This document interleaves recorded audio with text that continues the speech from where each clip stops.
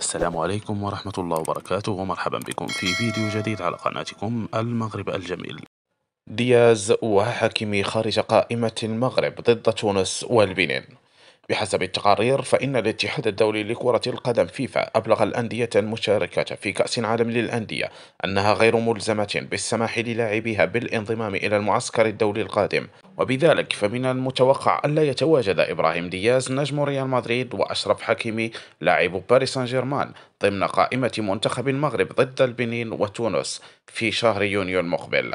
وأوضحت المصادر أن الركراكي لن يستدعي حكيمي ودياز من أجل السماح لهما بالاستعداد بشكل جيد للمشاركة في كأس العالم للأندية. ويمتلك الاتحاد المغربي لكرة القدم علاقات جيدة مع ريال مدريد وباريس سان جيرمان، وبالتالي فمن المتوقع أن يوافق الركراكي على عدم استدعائهما للمعسكر الدولي المقبل. ويلعب المنتخب المغربي ضد تونس بتاريخ 7 يونيو المقبل، وبعدها ب3 أيام سيلعب ضد البنين ضمن استعدادات الأسود لخوض منافسات كأس أمم إفريقيا 2025.